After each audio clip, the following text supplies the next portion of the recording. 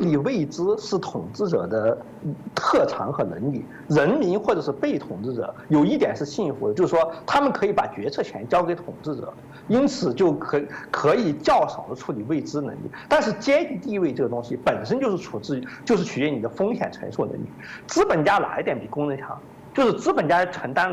了失败决策的代价，而工人呢，作为风险厌恶者，他每个月都有固定工资可拿。同样，国家领导人和普通人民差别也是这样的。民主国家跟君主国不一样，就是要求人民本身具有统治者的素质，这是民主制度不容易，虽然有很多优点，却不容易维持原因，因为人民往往是不具备这种素质。这个素质就是在未知当中处理，你肯定知道。从事后诸葛亮的角度来讲，所有人的决策都是充满错误的，因为所有人都是在信息不完全的情况之下做出决断的。等到信息完全的情况之后，一切都太晚了。你必须不断在未知中做决策，并承担未知的代价。这就要求第一，精英阶级要有掌握未知和驾驭风手那种舵手式的能力。舵手的能力不是凭航海教科书能够教出来的，就像你游泳的能力不能通过游泳教你只能通过实践锻炼中产生。而实践锻炼是残酷的，就意味着一部分失败者就永远葬身于深海当中了。而成功的船长和水手就都是依靠这样锻炼出来的，没有任何方法能使你不经过这样锻炼或者不承受这样的损失就能够成为精英和统治者。所以你要把这方面的损失当作最宝贵的部分来加以保存。第二就是，即使是在理论上的民主国家，实际上永远都存在精英和外围的区别。而外围最主要的政治德性是什么？就是对他们的精英要有妻子对丈夫那样的信任，就是假如你相信你的丈夫即使做错事情也不会是故意的，而且他所犯的错误是其他人在同样情况下也会犯，甚至犯得更大的，那么你的婚姻就是稳固的。反过来，如果你没有这样的信任，而只有在顺利的时候，大统治者能够不断端出牛肉来给你吃的情况之下，你才信任统治者。一旦遭到失败后，你马上就会抛弃你的统治和精英，那么这个国家的国本是不稳定的，它是很容易在关键时刻遭到灭亡的。精英和外围之间，精英和群众之间的封建性的信任关系，是一个国家能否应付风险和能够应付多大程度的风险的一个试金石。因为试验淘汰就是在淘汰就是在毫厘之间，在风平浪静的时候，大家日子都还好过。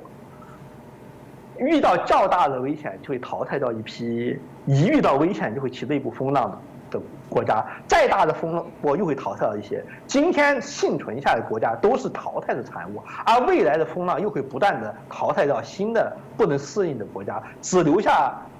精英的决策水平最强，实际上就等于说是他经历了最多的风险，像老水手和老兵一样，够资格凭借他跟死亡和恐惧打交道的经验来做年轻水手的导师。第二就是年轻水手或者群众外围对老水手的信任，相信他是自己人，而不是为了自己的统治方便，或者甚至为了报复自己的人民，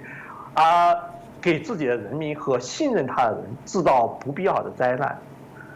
这是一个不断整合、不断演化的过程。每一次冲突和考验都要调整双方之间的关系，最终的结果就是不能形成高度信任的团体，最分裂的矛盾团体在不适当的淘汰之中就会被沉没在历史的深渊中，就此消失，或者是而能够幸存的国家和政治团体始终是在不断把不适应的或者是不能信任的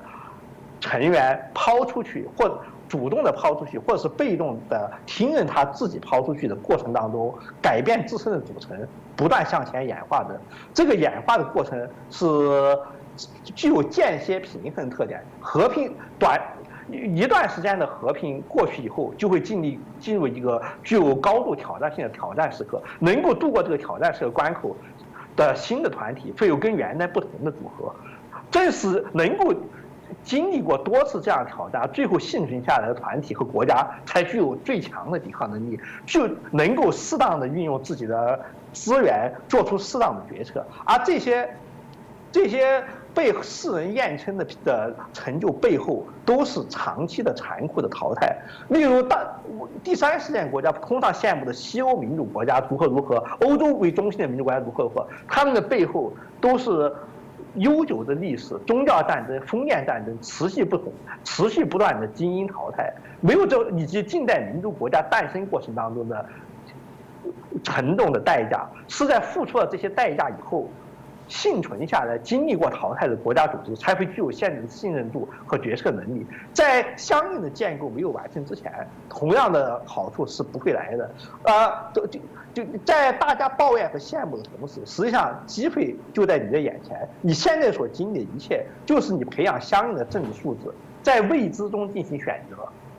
切切实实体验到，就是你错误的选择，以及你所信任的人错误选择，会断送你自己和你的子孙后代，使你彻底退出博弈，而不是理论上口上说什么。就是这样的用脚投票的事实上的选择，